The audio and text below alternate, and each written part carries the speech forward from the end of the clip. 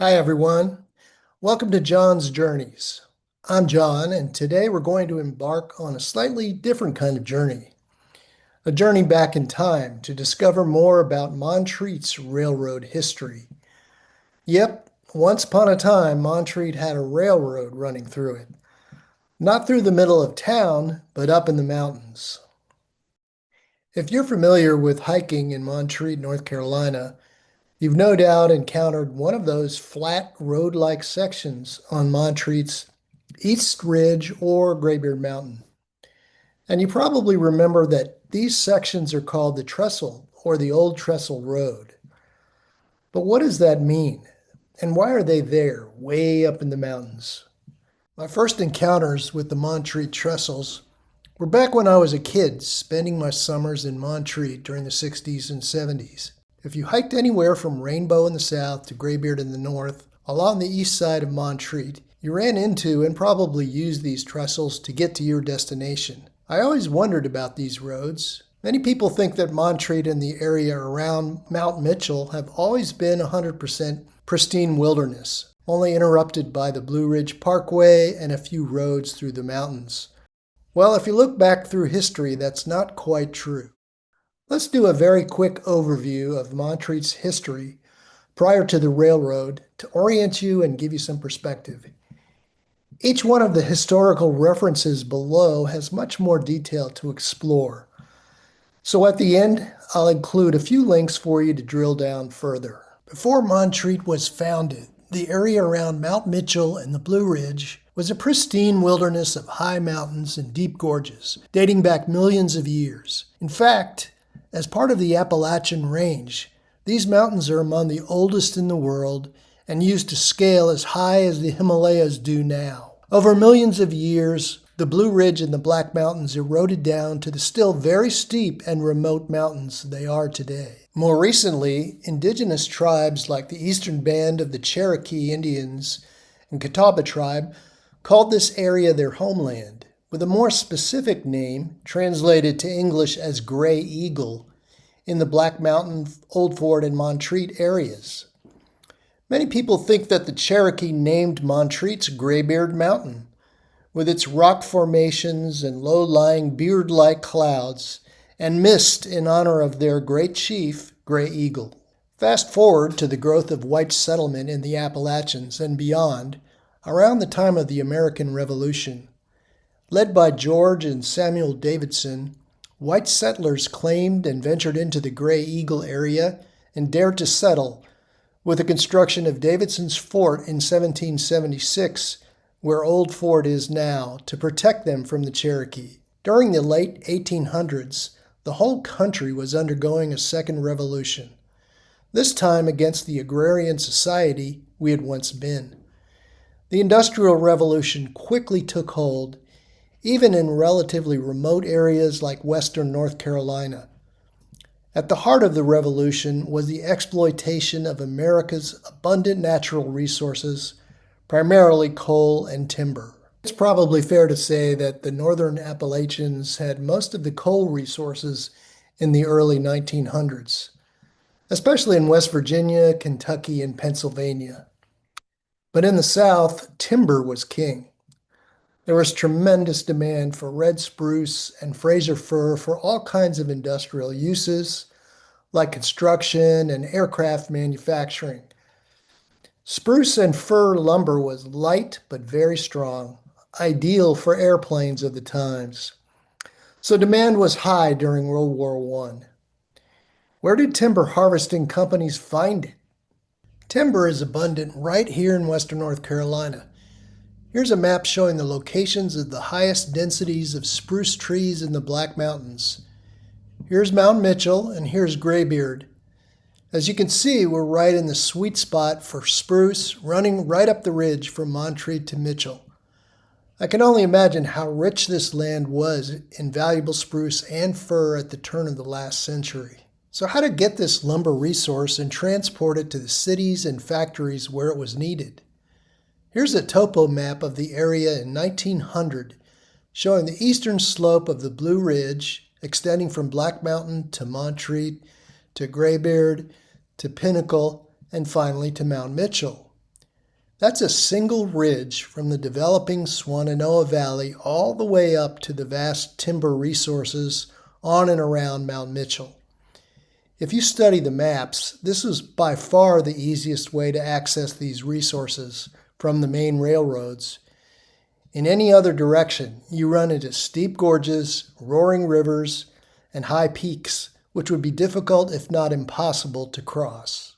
Despite numerous obstacles, setbacks, and plenty of controversy, the main trunk of the Southern Railroad from central North Carolina made it to Black Mountain in 1879. This got entrepreneurs and engineers excited about the possibility of widespread logging operations in the area, which began about 30 years later.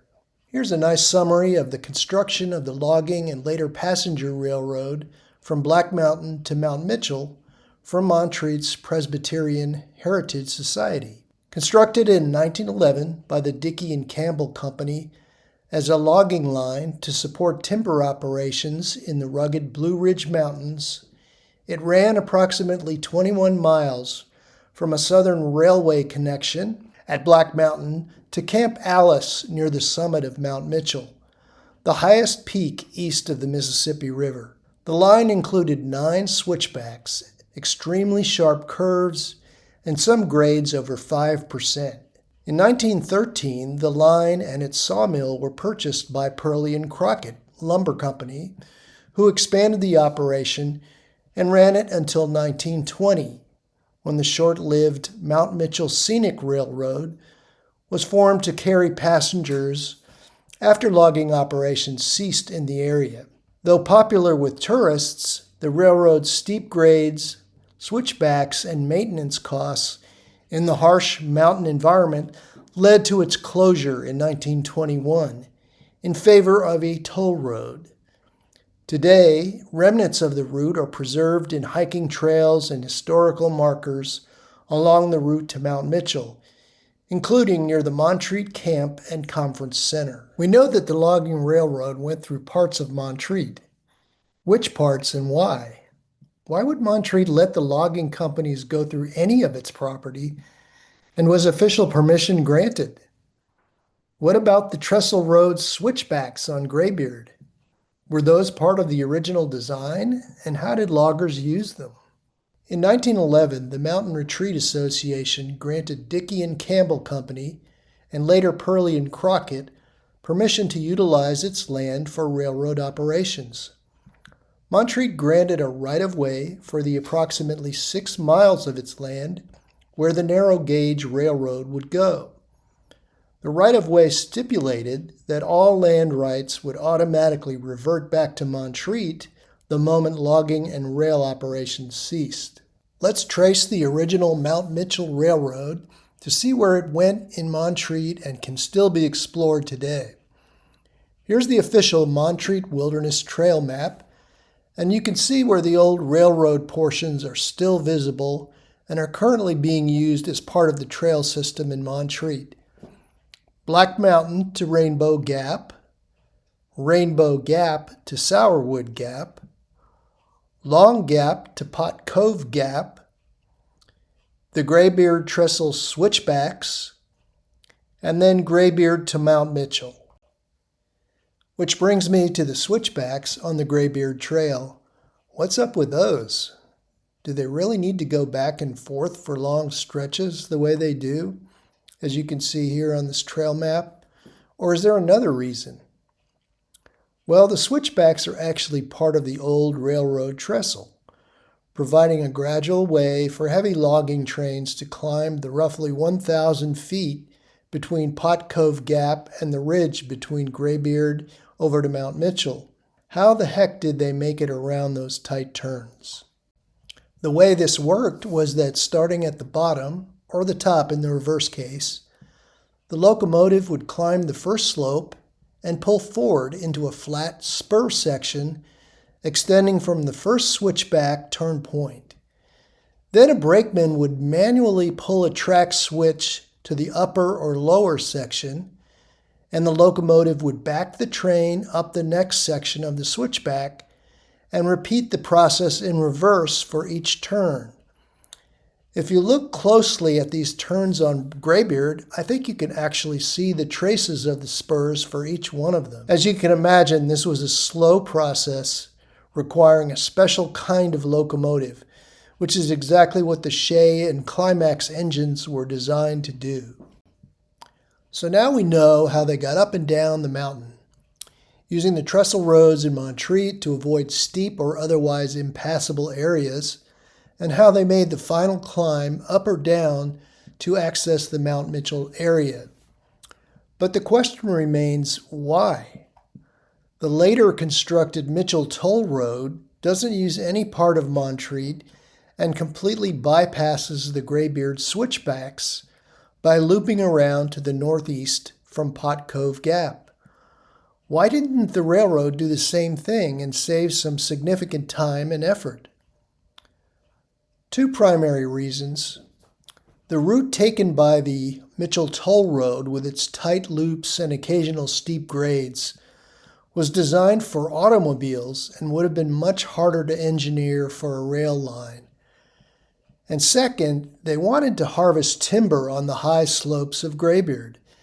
In fact, when logging operations ceased in 1921, the first automobiles followed the original railroad and even the same switchbacks, and only later would they follow what's now the toll road outside of Montreat. It's hard to believe from the lush spruce pine and other species currently standing tall in Montreat's wilderness today, but back in the early 1900s, severe logging operations were conducted in several sections of Montreat, especially the upper reaches of Graybeard, where spruce and Fraser fir were at their thickest. We know this because we have photographs and descriptions of the clear cutting done in Montreat and on Mount Mitchell. Clear cutting whole swaths of the forest didn't just ruin the scenic beauty. Floods and fires further damaged the land during and after logging. One fire in 1918 damaged a large portion of Montreat's forest, as described here. As you can see from Mary Standart's beautiful postcard, the logging companies made no attempt to hide the clear cutting that was done up on Mount Mitchell and in Montreat. Clear cutting means taking it all from the forest and letting nature figure out how to recover, if ever. A couple of examples of the resulting long-term damage. In 1916, two hurricanes converged on western North Carolina and Montreat, dropping record-breaking rainfall on saturated soil. Without old-growth trees and deep-root systems to anchor the mountainsides, hillsides failed, sending massive debris flows and floodwaters into Montreat's Flat Creek. In October 1918, Montreat was severely damaged by fires caused by the Purley and Crockett Railroad crossing through its property. As for Montreat and its surrounding lands, it took over 50 years to begin to recover and roughly a century for the broader ecosystem to once again resemble a mature, old-growth forest. Following the region's aggressive commercial logging boom from 1900 to 1920, the arrival of the chestnut blight stalled the return of a truly diverse forest canopy for decades.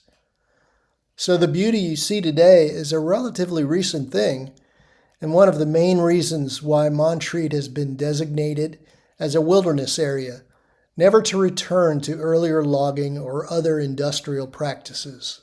For my part, this historical journey has been fascinating, since you can still see the remains and perhaps ghosts of the railroads and its workers up on the East Ridge and Graybeard trails in Montreat.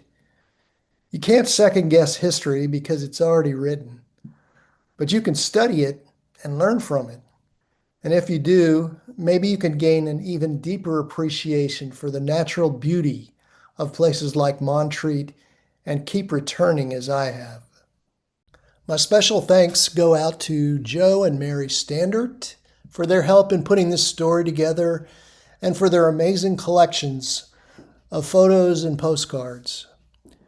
The Montreat Conference Center and Montreat Wilderness Group for their help and the use of their trail maps. The Presbyterian Heritage Center for their online resources including one-of-a-kind photos and articles from Montreat in the early 1900s. Leanne Johnson and the Swannanoa Valley Museum for their railroad history photos and write-ups.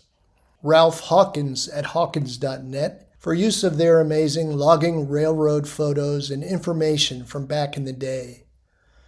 Jared Moses and Onyx Maps for their super helpful maps and location data. Donald Hensley and Taplines for use of their amazing railroad photos from back in the day. To anyone else whose information I may have republished here without giving them full credit, please let me know and I'll add you to the list of contributors, and thank you. For all of these helpful people and institutions, I have included links to your primary websites in the description below. Please let me know if you have any additions or changes.